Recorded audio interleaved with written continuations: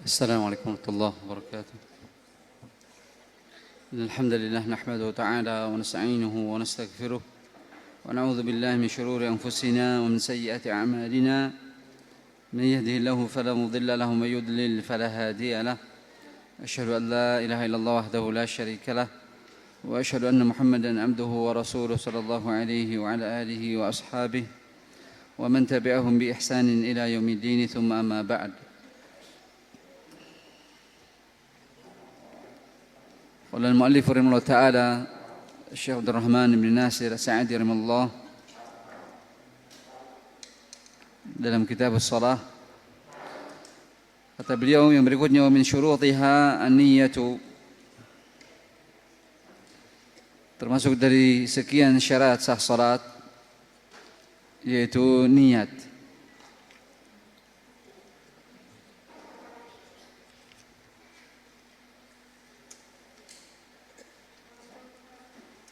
Yang telah kita lewati yaitu taharah, kemudian dukhulul waqti, masuk waktu salat,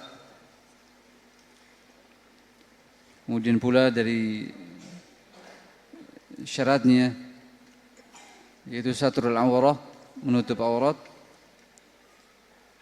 Demikian pula dari syarat yang telah kita lewati yaitu diantaranya istiqbalul qiblah, menghadap kiblat.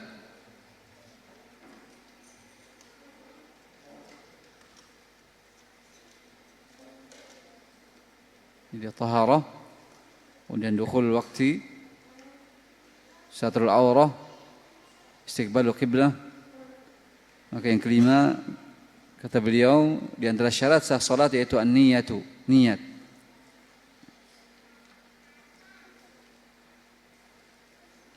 Karena niat merupakan syarat untuk seluruh amalan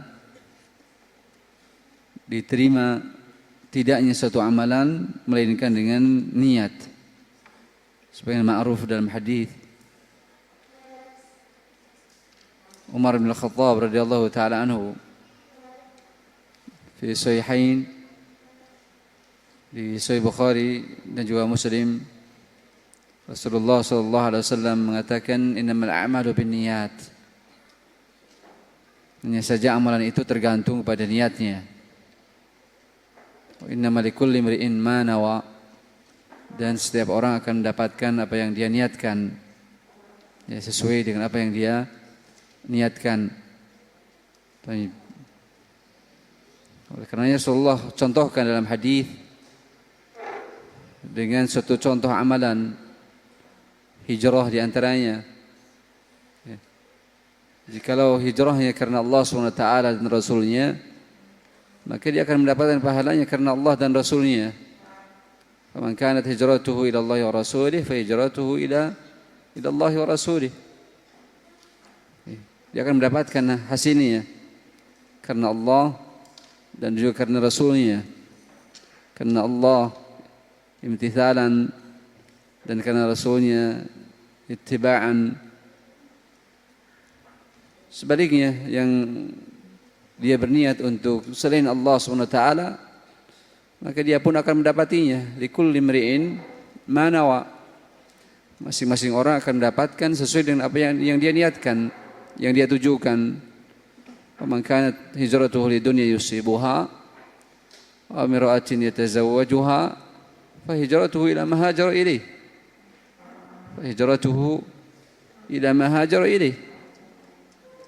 Maka hijrahnya sesuai dengan apa yang niatkan padanya. Ya, sesuai. Bukan hanya karena dunia atau wanita saja. Ya, sesuai dengan apa yang dia niatkan. Itu contoh.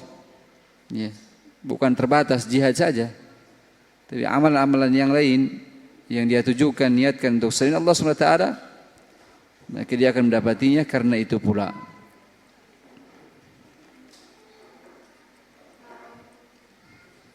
Sebagaimana di Al-Isra Allah SWT firmankan, man kana yuridul ajila ta'ajjalna lahu fiha ma nasha. Barang siapa yang dia menginginkan kehidupan yang disegerakan, Allah SWT akan berikan, ya, kepada orang yang Allah kehendaki. Tsumma ja'alna jahannama yaslaha madhmuma madhura. Namun jahannam nanti tempat kembalinya itu bagi yang menghendaki balasan yang disegerakan di dunia. Makanya yuridul akhirata wa sa'alaha sa'yaha, dan yang menginginkan kehidupan akhirat dia pun mengupayakannya untuk mendapatkan kehidupan akhirat, maka upayanya, usahanya masykura, wa kana sa'yuhu masykura. Upayanya tentunya patut dan perlu disyukuri. Intinya masing-masing orang seperti itu. Ya. Untuk apa tujuannya dia dalam mengamalkan amalan itu? Lillah aw li ghairillah, karena Allah atau karena selain Allah Subhanahu wa taala.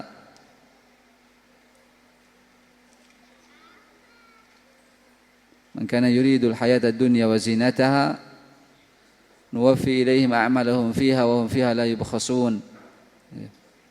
Yang menginginkan kehidupan dunia dan perhiasannya, kami akan berikan kata Allah SWT tanpa dikurangi. Namun ingat tentunya balasannya di akhirat kosong. Tidak dia mendapatkan bagian yang utama di sisi Allah SWT, karena dia telah menukar dengan bagian dunia. Itu pentingnya niat, termasuk dalam salat. Itu penting untuk diletakkan niat di awal ketika kita hendak salat. Yang mana niat secara bahasa maknanya adalah al-qasdu. Secara bahasa niat adalah al-qasdu, tujuan, keinginan. Oleh karenanya kata Imam Al-Mawardi rahimahullah ta'ala, niat adalah qasdu syai'i muqtarinan bi fi'lihi. Niat adalah qasdu syai'i, memaksudkan sesuatu atau menunjukkan sesuatu disertai dengan mengamalkannya. Dia bertujuan sesuatu disertai dengan melaksanakannya, maka itu niat. Bisa dipahami? Jadi sudah ada tujuan tentang sesuatu, untuk melakukan sesuatu disertai dengan melakukannya, mempraktekannya, maka itu disebut niat. Adapun yang di luar itu atau tidak termasuk dari itu, maka bukan niat. Bukan niat. Misalkan seseorang memaksudkan, menunjukkan sesuatu, tetapi dia tidak melakukannya, tidak dikatakan niat. Tapi niat itu seseorang berkeinginan untuk melakukan sesuatu, kemudian dia realisasikan, dia amalkan, dia lakukan. Oleh karena ini datang dalam hadis Ibnu Abbas radhiyallahu taala anhuma, kata Rasul sallallahu alaihi wasallam, "Falam wa man hamma bisayyi'atin falam ya'malha." Barang siapa yang berkeinginan untuk melakukan suatu kejelekan namun dia tidak melakukannya, tidak melakukannya bukan karena malu, bukan karena takut manusia, atau bukan kepergok, ketahuan, tapi tidak melakukannya karena Allah. Dia sadar, dia tahu, itu adalah batasan-batasan Allah SWT yang tidak boleh dilanggar. Ketika ada keinginan dalam hatinya untuk melakukan suatu kejelekan, kemudian dia mampu menahannya, menstopnya, maka kataballahu lahu hasanatan kamilah, ditulis baginya satu kebaikan yang sempurna. Ketika apa? Ketika dia menginginkan untuk melakukan atau berbuat kejelekan, namun dia tidak jadi melakukannya karena Allah. Karena Allah, bukan karena faktor lain. Baik. Di sini menunjukkan Rasul menyebut dengan faman hamma atau waman hamma, tidak waman nawa, ya, tidak barang siapa yang meniatkan, ya, tapi waman hamma bisayyi'atin, yang menginginkan, ya, itu disebut dengan alham. Baik. Suatu keinginan yang tidak terrealisasikan, tidak terwujud. Baik. Bukan niat. Di sana juga ada azm. Idza azamta fatawakkal 'ala Allah. Ya. Ada tekad bulat, tekad kuat. Baik. Sehingga disebut azm. Ya, al-muhim masing-masingnya berbeda. Ya. Ada yang disebut al-hammu, ada yang disebut al-azmu, dan ada yang disebut an-niyah. Ya. Sehingga niat ini tadi sesuatu yang tertuju, terencana dalam hati, kemudian diamalkan oleh anggota badan. Baik. Qasdu syai'i muqtarinan bi fi'lihi. Baik. Oleh karenanya dalam salat pun didudukan sebagai syarat sahnya salat. Karena tadi niat itu merambah, ya, ke seluruh bab fiqhiyah. Sampai dikatakan oleh Imam Syafi'i rahimahullah taala bahwasanya hadis an-niyah yadkhulu fi 70 baban min abwabil fiqhiyah, ya, masuk ke 70 bab fiqih, ya. Karena pentingnya niat.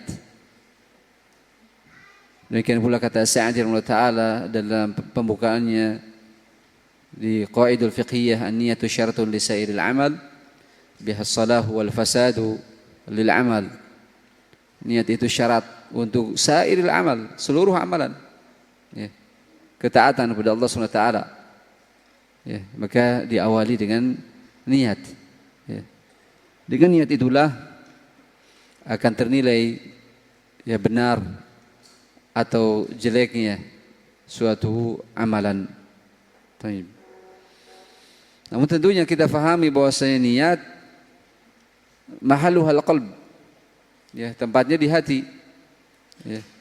Karena tadi qasdus syai', ya, seseorang menginginkan sesuatu, merencanakan sesuatu, ya. Kemudian apa? Diiringi dengan melakukannya, ya. Menunjukkan niat itu di hati, ya. Dan baru dilakukan oleh anggota badan. Bahkan secara fitrah manusia pun, ya, yang menunjukkan niat di hati, banyak manusia mengatakan, ya, dengan ucapannya tanpa dia sadari menyisihi, ya, perbuatan lisannya, ya, dia mengatakan saya sudah berniat dalam hati, ya. Antum mungkin sering dengar orang-orang berbicara, ya, saya sudah niat dulu dalam hati begini, begini, begini, ya. Itu menunjukkan secara fitrahnya dia mengakui niat itu di dalam hati, ya. Kemudian kenapa lantas dia ucapkan, ya, dia keraskan, ya. Itu secara fitrah manusia pun, ya. Terlebih dalam tinjauan syariat tidak ada satu nas pun, ya, hadis dari Rasulullah SAW, apalagi Al-Quran, ya, yang menunjukkan tentang masyru'iyatu at-talaffudzi bin niyah, disyariatkannya untuk mengucapkan niat. Tidak ada, ya. Yang ada tadi Nabi mengatakan innamal a'malu bin niyat. Kapan mulai adanya redaksi niat, ya, menyebarnya redaksi niat, dibuat, ya, niat-niat yang ada. Karena itu pun kata para ulama tadi, ya, pengucapan niat itu, ya, tidak hanya seperti al-majnun, ya, orang yang hilang akalnya, ya. Kenapa? Karena apa-apa berarti harus diniatkan, diucapkan, ya. Tidak cukup di dalam hati. Sementara Allah SWT Maha tahu tentang kondisi keberadaan seseorang, ya. Qul atu'allimunallaha bidinikum wallahu ya'lamu ma fis samawati wa ma fil ard.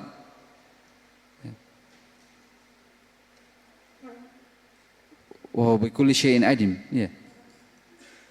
Apa ayatnya? Di Al-Hujurat. Umar, qul atu'allimuna Allaha bidinikum.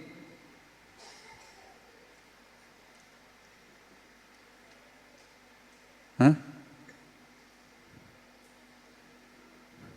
Apa Farhan?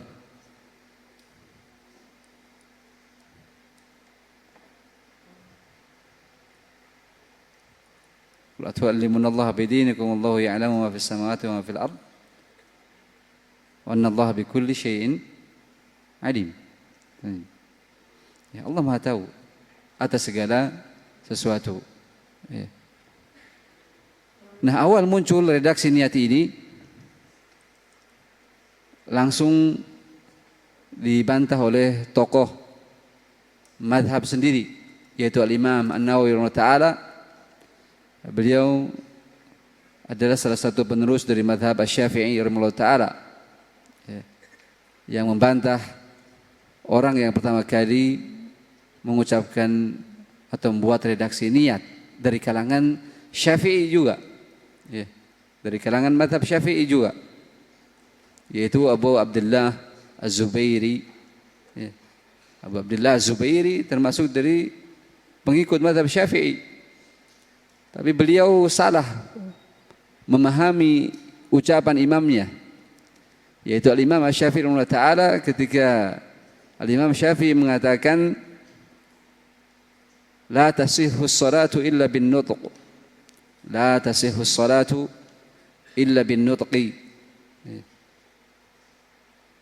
Al-Imam Syafi'i mengatakan tidak sah salat kecuali dengan an-nutq, dengan ucapan. Nah, ini dari memahami ucapan ini Abu Abdullah Az-Zubairi keliru, sehingga dibantah oleh para tokoh ya Syafi'iyah, di antaranya Al-Imam An-Nawawi rahimahullah ta'ala di Sahih Muslim, ya, di Syarh Muhadzab dan yang lainnya. Itu karena kesalahpahaman ya, beliau menganggap dari itu berarti harus adanya redaksi niat ya. Padahal yang dimaksudkan oleh Imam Syafi'i rahimahullah ta'ala tidak sah salat kecuali dengan ucapan, yaitu maksudnya adalah takbiratul ihram ya, dengan mengucapkan takbir Allahu Akbar, bukan niat ya, bukan niat. Itu disebutkan oleh Imam An-Nawawi rahimahullah ta'ala dalam syarah Sahih Muslim. Demikian pula disebut oleh Syekhul Islam Ibnu Taimiyah rahimahullah ta'ala yang dinukil dalam Majmu' Fatawa. Kata beliau rahimahullah ta'ala, ittafaqal a'immatu annahu la yushra'ul jahru biha la takriruha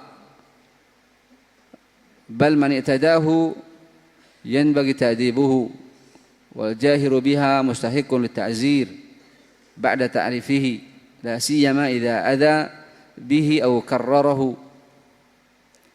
Syekhul Islam Ibnu Taimiyah rahimahullah ta'ala, para imam sepakat tidak disyariatkannya untuk mengeraskan niat, dan tidak pula disyariatkan untuk mengulang-ulangnya ya. Sebagian orang kenapa? Dikeraskan dan diulang, merasa belum mantap ya, usolli ya, lagi terus. Ada yang sudah takbir, itu takbir sekali Allahu Akbar, kurang mantap ya. Niat lagi nawaitu ya. Cuman gak sempurna ya. Antum dengarkan rata-rata orang yang mengucapkan niat jarang yang sempurna. Wallahu alam ya. Tahu atau tidak tahu sholli fardhul maghribi, kesananya enggak jelas ya. Imma enggak tahu bahasa Arabnya ya, atau wallahu alam bagaimana ya, karena harus lengkap kan ya. Salas rakaatin umpamanya ya, mustaqbilal qiblati ma'muman lillahi ta'ala ya. Jarang yang sampai tahu seperti itu, apalagi sholat jenazah ya, apalagi sholat istisqa ya, apalagi sholat gerhana, apa niatnya ya. Itu Itu namanya apa? Taklif ma la yutaq. Pembebanan yang di luar jangkauan manusia. Sampai-sampai orang-orang tua di kampung-kampung nggak mau sholat. Ketika ditanya kenapa kok mbah nggak sholat mbah? Oh mbah nggak tahu niatnya katanya. Jadi berat menurut mereka untuk menghafal niat itu. Karena tadi lengkap. Bukan hanya usolli fardhol maghribi, belum lagi sunnah. Sunnah lebih sholat lagi. Coba. Hayu Pak, niat sholat sunnah rawatib ba'dal maghrib. Gimana Arabnya? Tambah sulit lagi dia. Untuk menghafalnya. Karena memang syariat tidak membani seperti itu. Kata Syekhul Islam rahimahullah ta'ala, bahkan orang yang membiasakan untuk mengucapkannya, maka dia diajari. Dan yang terang-terangan mengucapkannya dengan jelas, dia berhak untuk dihukum setelah tentunya diberitahu. Terlebih kata beliau, orang yang mengganggu dan mengulang-ulang, bagaimana tidak terganggu? Yang lain sudah membaca doa istiftah, dia masih ngulang. Dia masih fokus. Diulang lagi, nawaitu lagi, usolli lagi. Itu mengganggu orang lain. Ila an qala, sampai pada ucapan beliau Syekhul Islam rahimahullah ta'ala, wa ba'dul mutaakhirin kharaja wajhan fi madhhab Syafi'i fi dzalik. Sebagian orang-orang terakhir terkemudian mencetuskan suatu ide di madhab Syafi'i tentang hal itu. Wa ghallatahu jamaahiru ashabi Syafi'i. Namun dia disalahkan oleh kebanyakan madhab Syafi'i, tokoh-tokoh madhab Syafi'i. Orang yang mencetuskannya ini disalahkan oleh kebanyakan dari pengikut madhab Syafi'i. Qala Syafi'i, yaitu ketika Syafi'i mengatakan inna salata la budda minan nutqi fi awwaliha. Salat itu mesti harus adanya ucapan di awalnya. Harus adanya ucapan tadi, tidak sah kecuali dengan ucapan. Maksudnya tadi takbiratul ihram. Allahu akbar. Tidak sah seseorang tiba-tiba mengangkat tangannya tanpa mengucapkan Allahu akbar. Tapi hendaklah dia mengucapkan Allahu akbar, takbir yang pertama.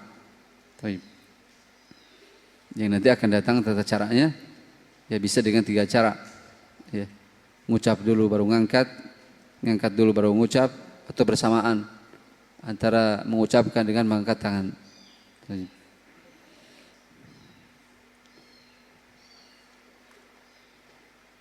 Fadhanna al-ghalita atau fadhanna al-ghalitu annahu arada an-nutqa bin-niyyah.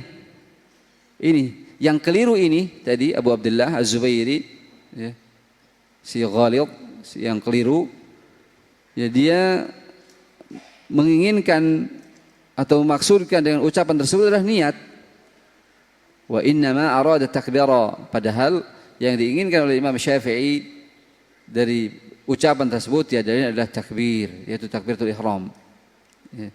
Itu yang banyak dikritisi, suatu ide yang salah dari Abu Abdullah Az-Zubairi, salah memahami dari ucapan Imam Asy-Syafi'i rahimahullah. Itu yang membantahnya langsung dari kalangan Syafi'iyah. Dari kalangan tokoh-tokoh besar madhab Syafi'i, namun ternyata lebih merambah, lebih kuat. Karena itu pun imam-imam besar mereka telah membantah hal itu.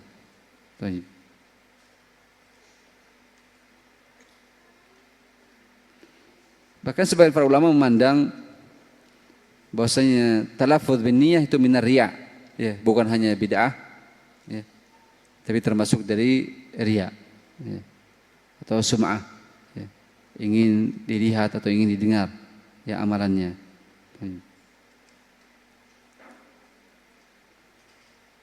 Itu wallahu ta'ala alam bis-shawab.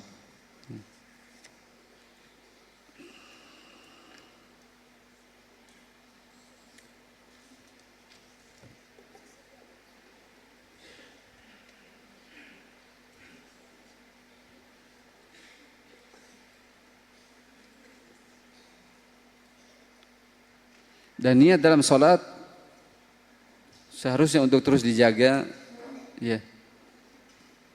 Tetap dari awal sampai akhir karena Allah SWT, tidak boleh terputus. Ya. Tidak boleh terputus.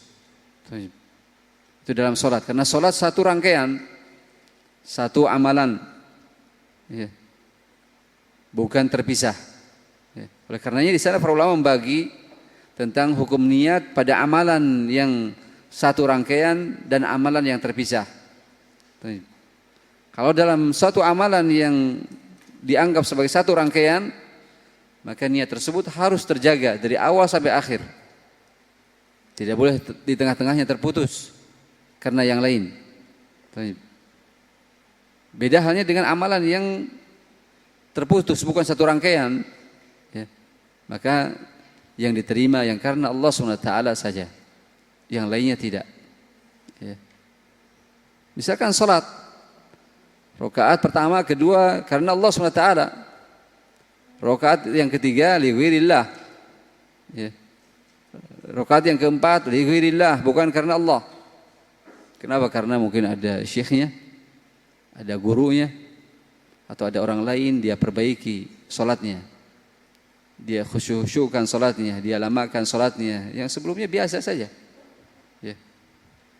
Tapi dia melihat, ya, ada sosok tertentu, ya, yang dengan sosok tersebut dia mendorong dirinya untuk memperbagus salatnya yang tadinya sebenarnya wajar, biasa. Dikala itu menunjukkan niatnya bukan karena Allah lagi, ya. Maka jikalau terjadi yang seperti ini, gugur, ya, amalannya, tidak diterima, karena salat satu rangkaian harus dari awal sampai akhir karena Allah SWT. Berbeda, kata Imam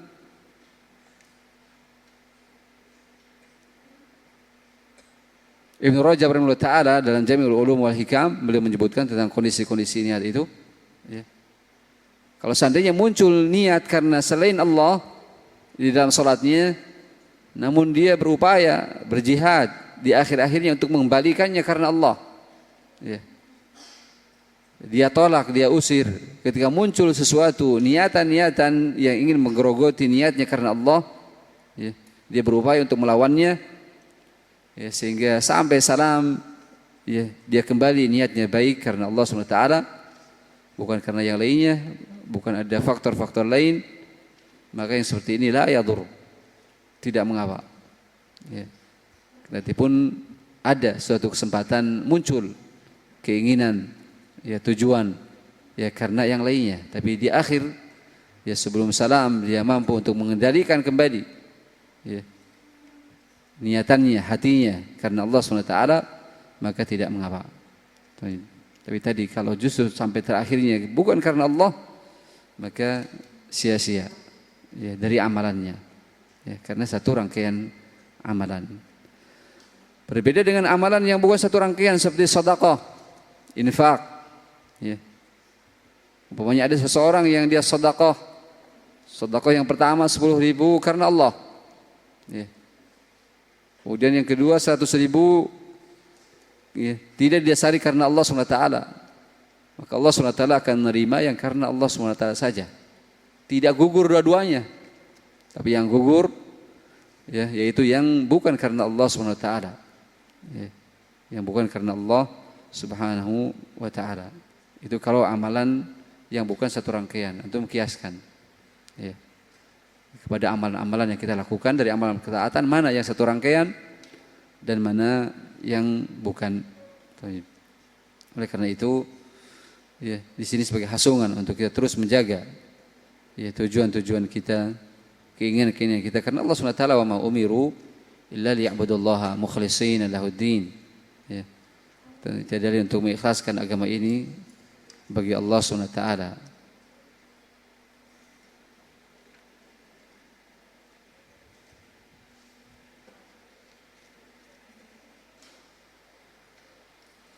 Demikian pula dalam pembahasan niat, bolehnya berbeda niat antara imam dengan makmum, ya, dalam kondisi tertentu, ya. dalam kondisi tertentu. Seperti yang telah kita lewati ketika imam dan makmum sholat yang berbeda. Imam sholat isya, antum sholat maghrib. Karena belum maghrib, maka di situ boleh berbeda niat antara imam dengan makmum. Atau imam meniatkan wajib, makmum meniatkan sunnah. Kenapa? Karena dia sudah sholat. Dia sudah sholat di jalan, sampai ke sini masih sholat. Antum ikut lagi sholat, tidak duduk, apalagi ngobrol. Maka sholat yang antum lakukan yang kedua, di sini itu dianggap sunnah. Imamnya meniatkan wajib. Ketika itu berbeda niat antara imam dengan makmum. Atau sebaliknya, imam meniatkan sunnah, makmum meniatkan wajib. Kenapa? Karena imam ini sudah sholat di tempat lain. Ternyata pulang ke kampungnya, ke masjidnya masih ditunggu dia, setia makmumnya. Nunggu Pak Imam. Kemudian imam tersebut mengimami, padahal sudah sholat. Tidak menunjuk orang lain, oh saya sudah sholat, fadhal fulan umpamanya. Tidak. Ketika seandainya imam tersebut ingin sholat kembali, maka dianggap sunnah, makmumnya wajib. Seperti nanti insyaallah kisah Mu'adz radhiyallahu taala anhu. Yang beliau saking inginnya mengejar keutamaan salat bersama Rasulullah sallallahu alaihi wasallam di Masjid Nabawi. Beliau salat bersama Nabi sallallahu alaihi wasallam di Masjid Nabawi. Yang keutamaannya berapa? 1000 rakaat dibandingkan dengan masjid lain. Maka Mu'adz salat di Masjid Nabi alaihi wasallam dengan Nabi alaihi wasallam. Ketika pulang ke kampungnya, ke qaryahnya, ternyata penduduk kampung ini belum salat isya. Menunggu. Maka Mu'adz maju dan mengimami kaumnya sehingga teranggap salat beliau dengan kaumnya sunnah. Adapun kaumnya wajib. Itu boleh berbeda niat antara imam dengan makmum. Demikian pula boleh yaitu taklibun niyah, merubah niat. Bolehnya merubah niat di pertengahan salat. Misalkan apa? Antum munfarid. Imam salam, antum masih 2 rakaat.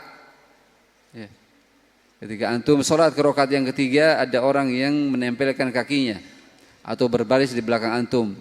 Mereka meniatkan bermakmum kepada antum. Maka antum di situ qalbun niyah, membalikan niat, merubah niat yang tadinya makmum menjadi imam. Tadinya kan antum apa? Makmum. Masbuk. Tapi ketika ada yang bermakmum ke antum, 1 orang atau lebih, maka antum ketika itu merubah niatnya menjadi imam, mengimami mereka yang ingin bermakmum kepada antum. Atau bahkan ketika antum sholat sendirian, azan antum, qomat antum, imam antum. Kenapa? Karena sudah azan, tengok ditunggu 5 menit, nggak ada orang. Tunggu 10 menit, nggak ada orang. Tunggu 15 menit, nggak ada orang. Sudah antum qomat sendiri, sholat. Lagi sholat tiba-tiba apa?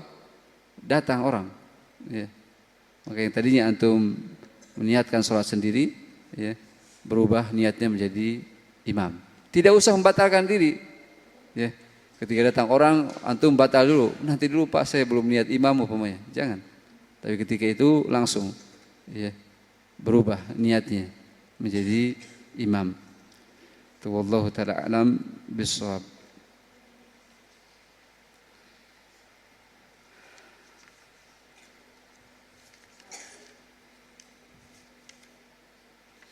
Qala rahimahullah ta'ala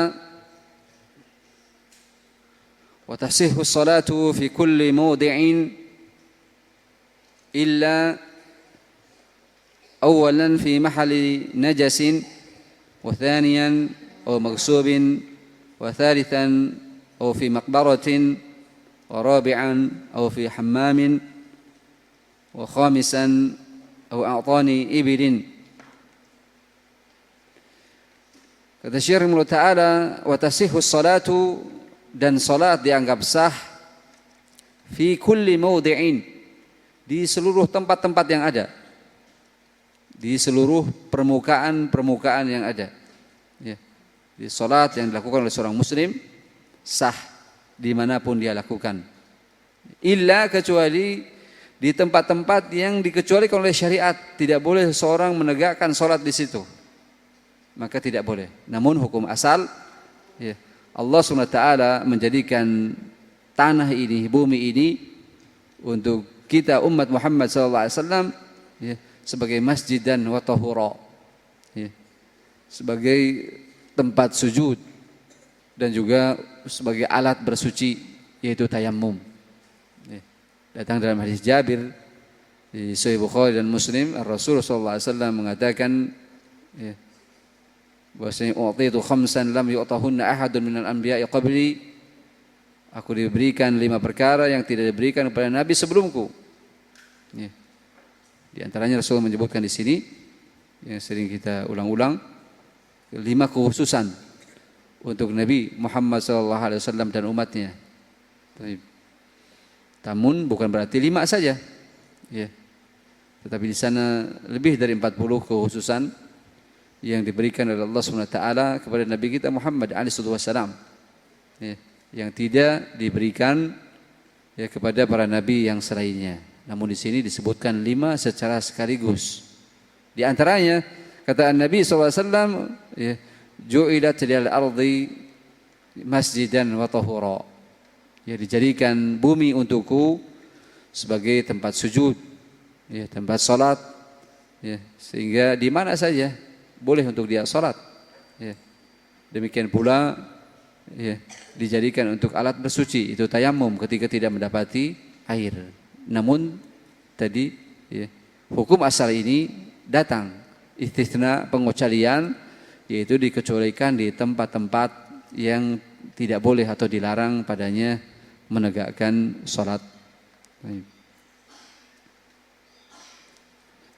Sehingga Rasulullah SAW, fa ayyuma rajulin min ummati adrakatus salatu falyusalli, ya, siapa saja dari kalangan umatku yang mendapati waktu salat, ya, dan dia tidak mendapati masjid, maka dia salat di tempat itu selama suci dan bukan tempat yang dilarang untuk salat, ya. Namun para nabi yang lainnya dan umatnya, mereka salat di bangunan tertentu, ya, tidak dibolehkan di luar bangunannya. Tetapi ini keutamaan, ya, kekhususan yang diberikan kepada Nabi kita Muhammad SAW dan umatnya, boleh salat, ya, ketika tidak mendapati masjid di mana saja, selama tempat itu adalah bukan tempat yang terlarang untuk salat, ya, selama bukan tempat yang terlarang untuk salat. Ya, misalkan antum di tengah hutan belantara, ya, atau di tengah lautan, ya, dan yang lainnya, di tempat-tempat yang jauh dari masjid, sulit untuk mendapatkan masjid, maka salat di situ selama tidak ada faktor yang terlarang untuk salat padanya. Di antara tempat yang dikecualikan tidak boleh kita salat padanya, yang pertama yaitu fi mahalli najisin, di tempat najis, ya, di tempat yang ada padanya najis, maka hindari, jauhi, ya. Ijma' para ulama, tidak boleh salatnya di tempat yang ada padanya najis, karena termasuk syarat sah salat, ya, tidak boleh yaitu padanya ada najis, ya, baik itu pada pakaian, ya, kemudian juga badan, demikian pula tempat, ya, dihindari. Oleh karenanya ketika Rasul SAW dahulu salat dengan memakai kedua sendal, ya, kemudian Allah SWT menegurnya, ya, bahwasanya di kedua sendalnya itu ada kotoran manusia, maka Rasulullah melepaskannya, ya, tidak lagi memakainya, ya, dengan melanjutkan salatnya tanpa mengulangi dari awal. Yang tadinya dikenakan, dipakai, dilepas. Itu yang pertama, sehingga tempat-tempat yang ada pada najis dihindari, dijauhi. Ya. Yang tentunya sudah antum melewati perkara-perkara yang najis, yaitu ghaitul insani mutlaqo, ya di antaranya kotoran manusia secara mutlak, ya artinya baik itu kotoran anak kecil ataupun dewasa, ya. Demikian pula wa bauluhu, kencingnya, ya. Baik itu kencing anak kecil ataupun dewasa, ya. Hanya saja dibedakan dalam cara pensuciannya. Kalau anak kecil yang belum memakan makanan, maka cukup diperciki sampai basah area tersebut, ya. Kalau bayi tersebut belum memakan makanan dan itu adalah bayi laki-laki. Tapi kalau bayi perempuan tetap dicuci. Dan perkara-perkara najis yang lainnya, ya, yang dilarang untuk kita sholat padanya jikalau ada, ya, padanya najis. Tapi kalau hanya sekedar kotoran cecak, ya, atau debu, ya, itu bukan perkara najis, ya, boleh untuk kita sholat padanya, ya, atau mungkin hanya kelamat dan yang lainnya, ya. Namun tetap dengan sembari menjaga kebersihan masjid, ya, karena salah satu dari hak masjid yaitu dengan dibersihkan. Dan yang kedua, wa maghsubin,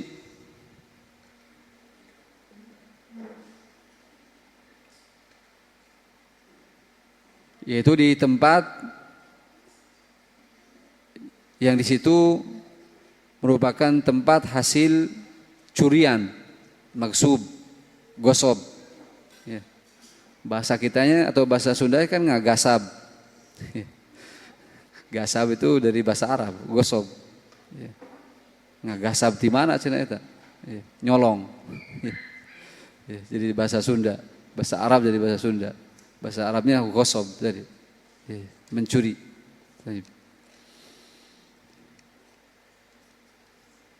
Maka tempat-tempat yang seperti itu dijauhi, ya, dihindari. Ya. Mungkin ada tempat hasil, ya, mencuri atau hasil zalim, ya. Sebenarnya bukan tanah dia, ya, diaku-aku, ya, dinisbatkan pada dirinya. Dan yang lainnya dari perkara-perkara ghasab, maka dijauhi.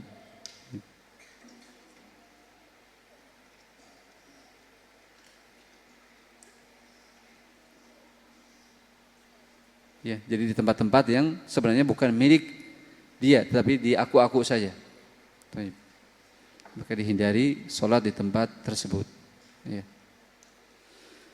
Dan yang ketiga, au fi maqbaratin, sholat di kuburan, ya. Sholat di kuburan, ya. Berdasarkan keumuman larangan Rasulullah SAW, la tusallu ilal kubur, ya. Jangan kalian sholat kepada kuburan, ya.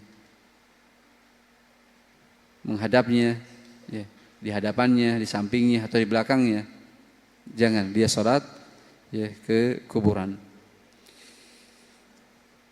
kecuali dalam kondisi tertentu. Bolehnya sholat di kuburan, ya. Yang pertama, ketika antum mensolatkan jenazah cuma 3 kali takbir, ya. Sholat jenazah tapi takbirnya cuma 3 kali.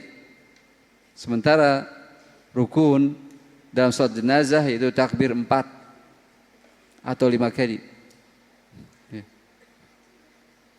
Kejadian ini karena sering terjadi. Ya. Artinya yang paling banyak sering terjadi dalam sholat jenazah yaitu lupa imam takbir yang keempat. Karena setelah takbir yang keempat kan salam, ya, atau ada doa tapi langsung salam, ya. Sehingga jikalau ditemukan imam takbirnya cuma 3 kali, setelah berdoa langsung salam, yang seharusnya dia takbir yang keempat baru salam, ya.